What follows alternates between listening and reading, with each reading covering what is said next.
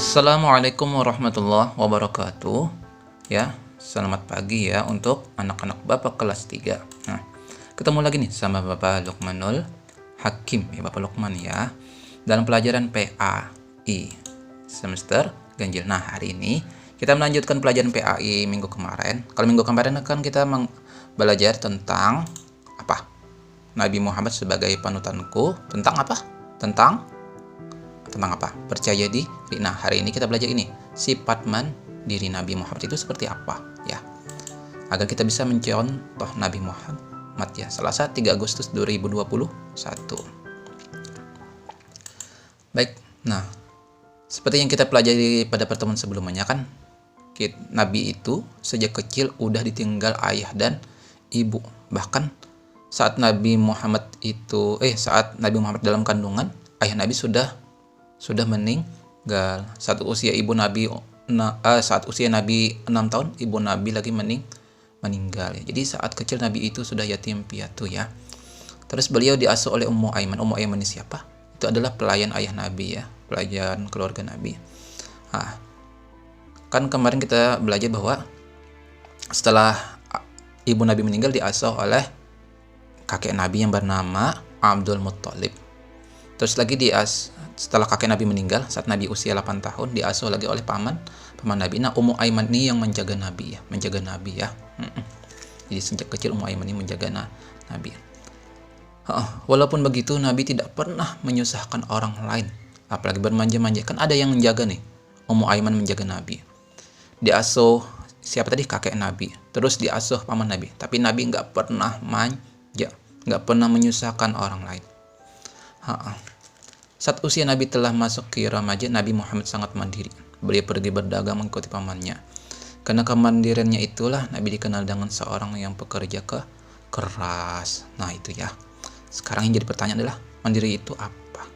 Atau sifat mandiri itu apa? Apa itu sifat mandiri? Kan ini ceritanya tadi Nabi itu mandiri ya. Nah, sikap mandiri adalah sikap tidak bergantung kepada orang lain. Nah, jadi Nabi itu nggak bergantung kepada orang lain ya. Pokoknya Nabi itu mandiri, nggak bergantung kepada orang lain, apalagi menyusahkan orang lain. Itu bukan sifat Nabi. Jadi kalau anak-anak Bapak sedikit-dikit minta bantuan orang tua, sedikit-dikit minta bantuan pembantu, nah itu mandiri atau manja? Ayo. Nah, kalau mandiri itu nggak bergantung kepada orang lain ya. Nah itu sekilas ya tentang sifat Nabi ya. Sifat Nabi yang mandiri. Nah sekarang kita lebih perdalam lagi sikap mandiri Nabi Muhammad SAW. Nah ini ya, kakek Nabi dan paman Nabi. Itu kalau tadi kan ceritanya tentang kehidupannya. Sekarang dari segi kedudukannya. Kalau kakek dan paman Nabi ini bukan orang sembarangan ya di kaumnya. Kakek dan paman Nabi ini adalah orang pemuka, orang yang terhormat dari kaum Quraisy. Nah, kalau biasanya kan kalau orang punya kakek yang hebat, paman yang hebat, biasanya apa? Dia bisa aja manja, dia bisa aja sombong, ya. Tapi tidak dengan Nabi Muhammad. Nabi Muhammad nggak sombong ya. Bahkan beliau sejak kecil udah terlatih mandiri. Coba kita lihat. Nah, saat Nabi usia 8-12 tahun, beliau sudah kerjanya apa? Menggembala kambing milik pamannya dan penduduk Mekah ya. Kambing ini susah ya. Kalau kita duluan di depan, dia mendek ya. Kalau kita suruh kambingnya duluan, dia belok ya. Susah ya. Apalagi, nah ini saat Nabi usia 12 tahun, Nabi udah pergi berdagang ke negeri Syam lagi ya. Ini perdagangan yang pertama. Dan 17 tahun ini perdagangan Nabi yang kedua. Bayangkan gimana mandirinya Nabi. Sejak kecil Nabi sudah nggak pengen nyusahkan orang ya, nggak nyusahkan. Meskipun paman Nabi misalnya orang yang terkemuka, kakek Nabi orang yang terkemuka, beliau nggak manja ya, nggak manja. Apalagi beliau tahu paman Nabi bukan orang yang kaya ya, makin lagi ya, semakin lagi Nabi nggak pengen nyusahkan. Sekarang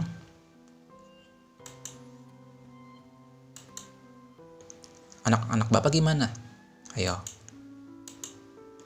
Siap contoh Nabi kita? Siap-siap, bersiap sifat mandiri. Kalau Nabi tadi kan mandiri banget. Dari sejak kecil Nabi udah mandiri. Sampai beliau remaja hingga dewasa. Ya, mandiri banget. Sekarang anak bapak gimana? Siap nggak? Seperti apa? Mandi sendiri. Ya, nih mandi sendiri ya. Nah, apa ini? Merapikan tempat tidur sendiri. Ya. Pasang ini nah, mengikat sepatu sendiri. Apa ini lagi?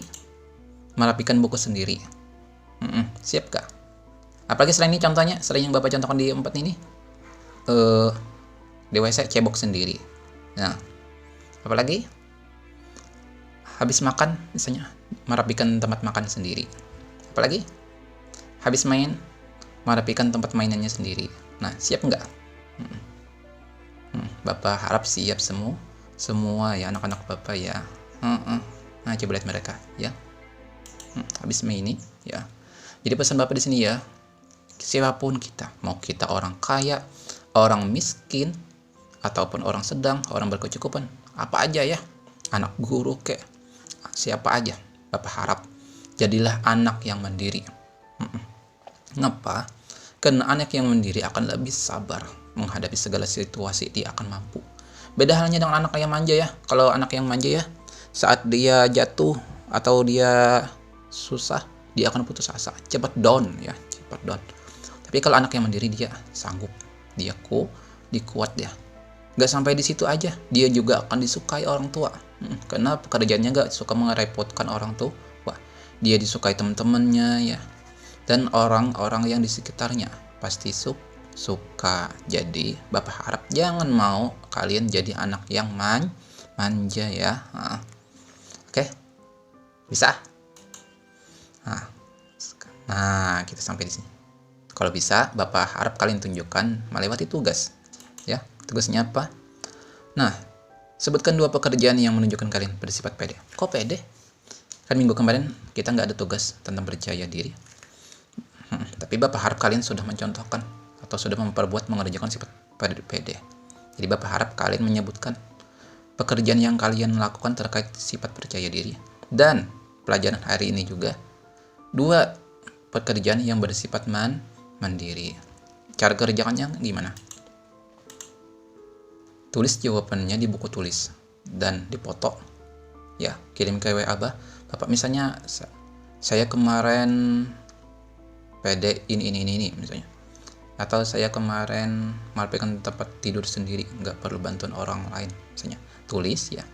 Dan Bapak minta kalian jujur ya, karena kejujuran itu yang utama yang Bapak nilai ya. Oke, kirim ke WA Bapak ya, foto kirim ke WA Bapak. Dari Bapak sampai di sini dulu ya. Nah, ini wallahu a'lam. Salah kalam, maaf. Wallahu muwaffiq ila aqwamit thoriq. Assalamualaikum warahmatullahi wabarakatuh.